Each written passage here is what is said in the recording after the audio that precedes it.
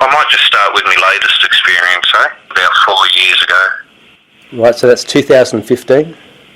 Yeah, that sounds right, 2015. Brisbane Water National Park up behind Woy Woy. So what happened? I was getting away for a while. I was planning on being up there for a few weeks. I was up there for a few weeks, up in Brisbane Water National Park. Up in a cave up behind one of the ridges up the top there, overlooking a nice view. It's pretty rough country up there. I mean, the landscape's tiered in cliffs going down, but there's caves all over the place, and you find a cave, you don't need a tent or anything. But anyway, it was about 10 o'clock at night. I was sitting out in front of a cave, in front of a fireplace, my little campfire, having a coffee and a cigarette. Just sitting there, it's all quiet, and I hear this loud sort of thump, thump, thump behind me, up on the ridge behind me. So I turn my head and look up and see this figure. It wasn't human, it was shaggy, it was broad. It looked tall, mate, from where I was sitting underneath its ledge. It could have been 8 foot, it could have been 14 foot tall, but it was big, and it looked tough. I looked up, I saw it, and I had a million thoughts going through my head that all amounted to me not being able to do much. So looked up at this figure up there, guess I knew what it was.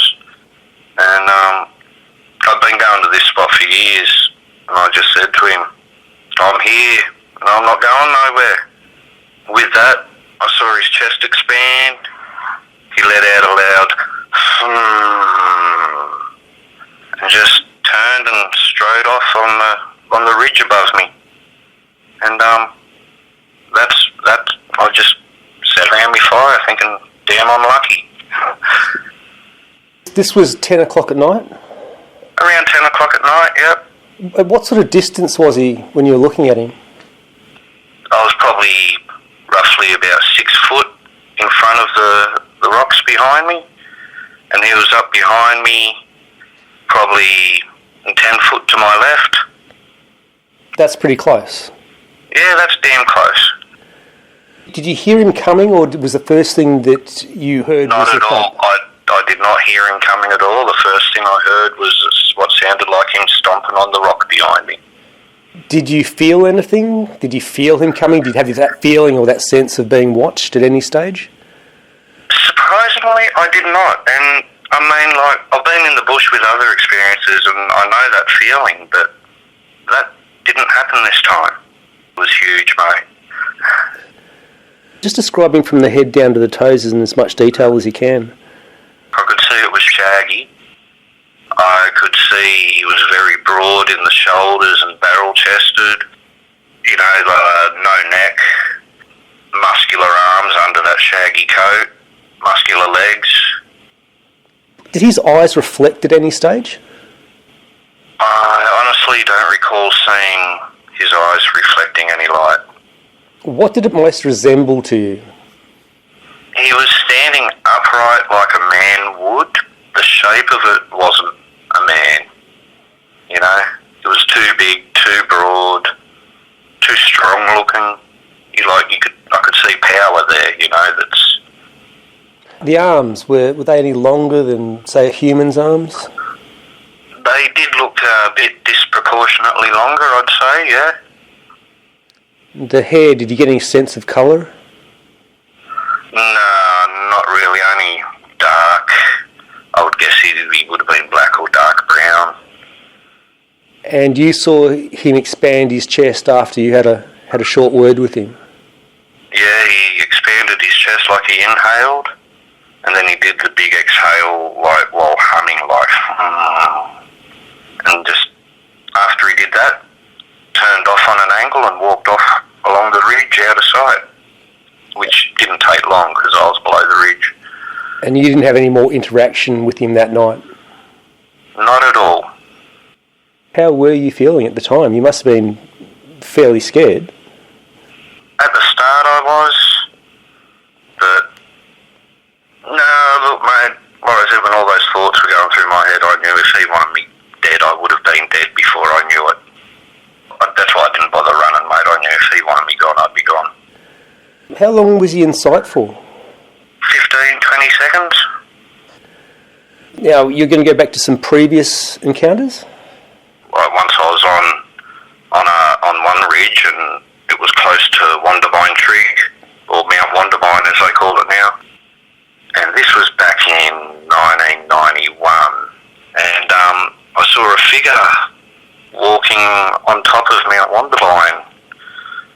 And it was only up there briefly, but when I was up there myself a few hours later and saw the size of the trees that he was walking next to, he would have been a tall fella. You would have been, what, 16 at the time? Yeah, 16. 16, yeah, that would have been the first time I saw him. He was up in the distance. I saw him come up from the far side of the mountain. He was next to a tree, and then he just wandered back down the mountain, pretty much. Did he notice you? No, he might have, but if he did, he wasn't that worried. Like I said, it was pretty far off, mate. I was on the next hill. When you've gone up and you've had a look at these trees, by estimate, how tall do you think he may have been? 8.5, 9 foot, probably, max. What sort of posture did he have as he was walking? He was slightly stooped, I remember. He was slightly stooped, legs were bent. Could you notice the hair, or was there hair? I couldn't see from how far I was. What's next? Well, you've heard about the story about old fire hands with the other guys. I was one of the group in that. We'd been back down into town and got a couple of drinks, as you've heard, and picked up another mate, and we were walking back up the hill. And I remember when you get to the gates at Woy Woy Tip, back then, like these days, you get to the tip and you go through the gate and you drive up the hill to where the tip is. This was back in early mid-90s, and it wasn't as full. So you went from the tip gate, you actually drove down into a depression at least 10, 15 metres below where we were. So we had a pretty good view, as dark as it was, over the tip itself. There was the fireplace with the shaggy fella sort of hunched down on the other side of it. And then all of a sudden he's kind of looked up in our direction. He stamped out the fire with his hands and, yeah, just started running off the other way. Straight up the hill, gone. Steve said you were sort of creeping along at the time. He said that you'd all noticed him squatting by the fire. Squatting down, hunched down, yeah. They said he stood up there at one stage and looked at you. Yeah, I remember him noticing us, yeah. Did he look at you like he knew you were there? Did he seem to sense you there? Did he see you there? Did he smell you there? He might have been able to see us. More likely he smelt us. It was pretty dark where we were. We were being quiet. We usually were when walking through the bush. I'd say he probably sensed us or smelt us. Can you describe it the best you can from head to toe? Tall, shaggy. Honestly, at first we thought they were shaggy homeless clothes and rags, but when it stood up and when it ran, it was different to how a human would run, you know, the gait, the posture, it was all bent, hunched, loping strides when it was running. Would you say he was taller than a human?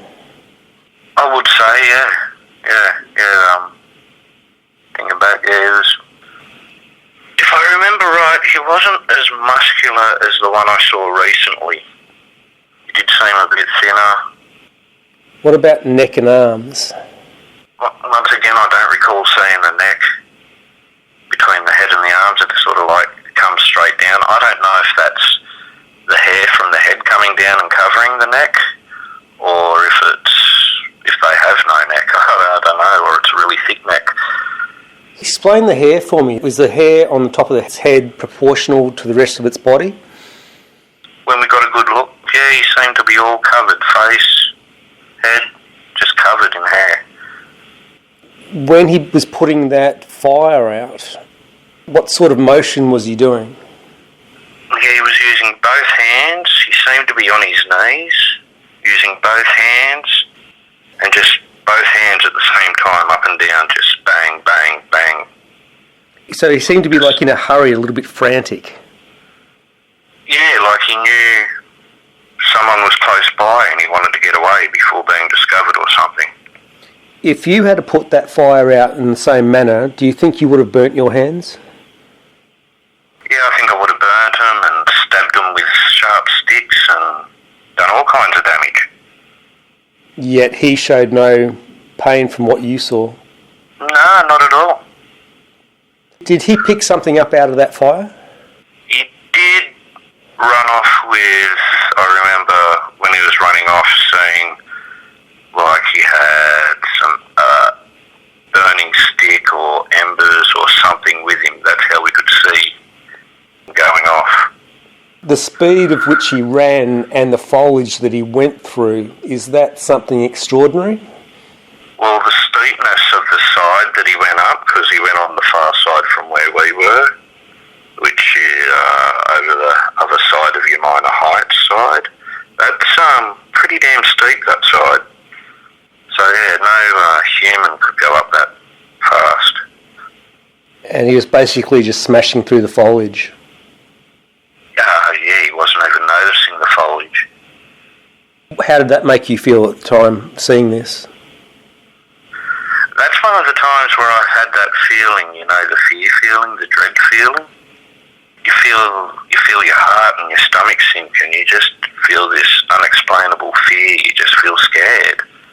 There's been plenty of times I've been walking through the bush and that feeling just hits you, like you know there's something there, but you don't see him. You know he's there, but you just don't see him. He's too smart for you. It probably hit us after he started looking in our direction, that fear.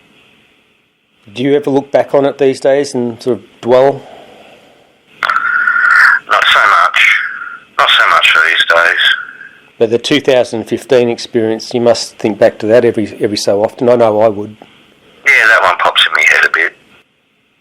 One that quite often pops into my head and I wonder about is once didn't actually see it.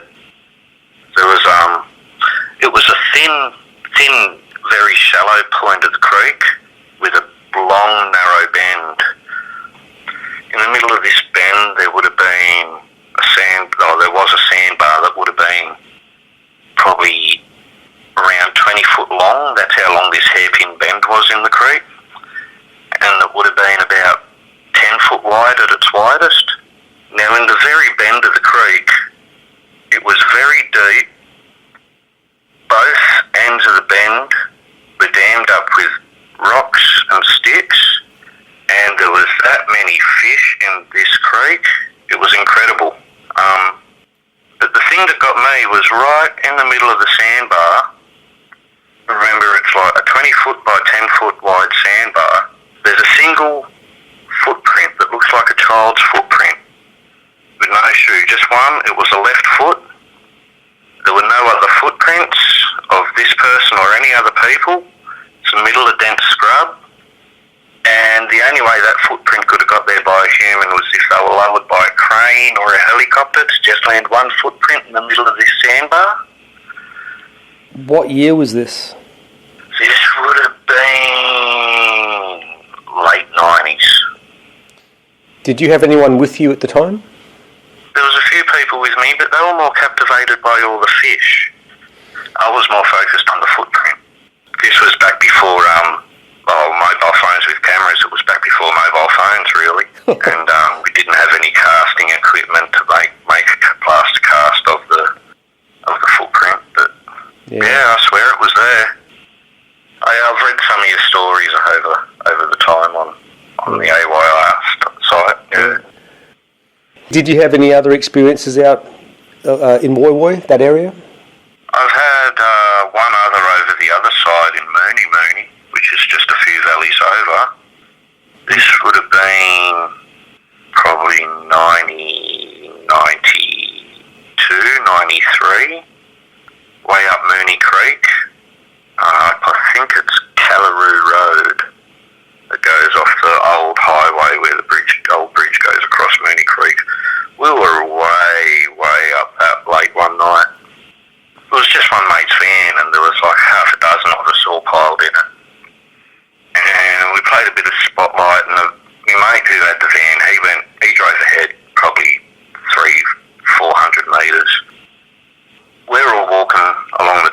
behind him, just got our torches, and we all heard something at the same time, like a loud crash or something, off to the right, up the hill.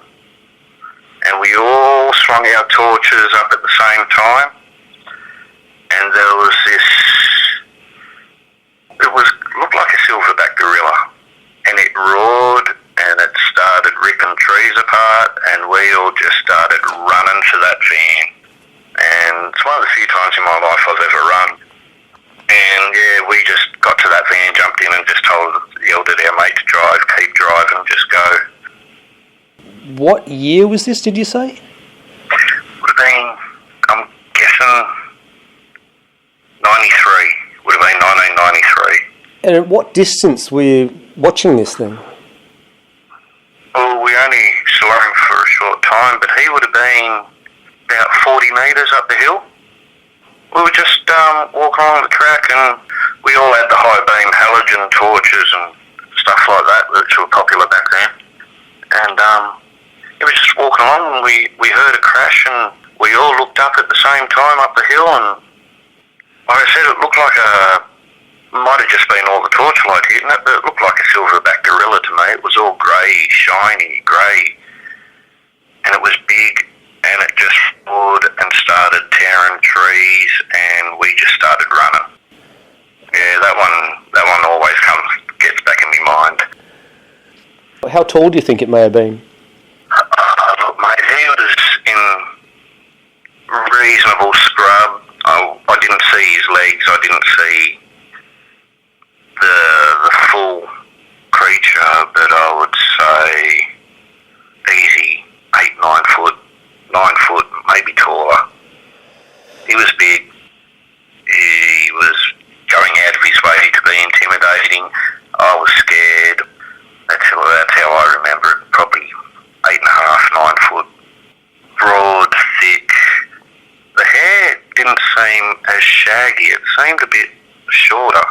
Everyone was petrified with fear. Everyone was frozen, I remember it. We were all frozen, and then we all just started running at the same time. You said that it was smashing things up. Can you go into more detail about exactly what it was doing? Yeah, it just started grabbing fallen trees and ripping them up, and I remember seeing something large flying off to one side as its arms swung, and I saw its arms come back down for another grab and just tearing at anything that was near it. Was it looking at the group at any stage, or was it just doing what it was doing? It seemed like its focus was on us the whole time I was looking at it, seeing it doing this. Did its eyes reflect? Yeah, I remember seeing the eyes reflect. Colour? White, silver, just reflecting the torchlight. Do you think it was a reflection of the torchlight or self-illuminating? I could be wrong, but I think it was a reflection of the torchlight. And it was muscular? He was muscular. He was more muscular than old Fire Hands. So that was back at Mooney Mooney. Yeah, that was in Mooney Mooney, way up Callaroo Road, up the creek there. Way up past the old camping sites, way up. Did you speak to the people that you were with? Did you speak to them afterwards about this event? Probably once. The next day, that was it. They never spoke about it again? No. Why do you think that is? I don't know. I really don't know. Also don't have a lot of contact with these guys these days, I guess. Some people too, they suppress the scary things.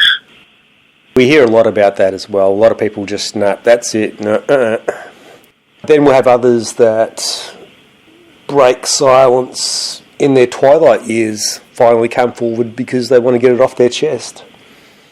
Yeah, true, yeah. Yeah, I'm somewhere in the middle, I guess. After all this experience that you've had, surely this must have some sort of effect on the way that you look at the Australian bush and how you feel about being out there in the bush? You're a lot more watchful, a lot more careful. But look, if like I said before, with the first experience If you're out in the bush and they want to get you, they'll get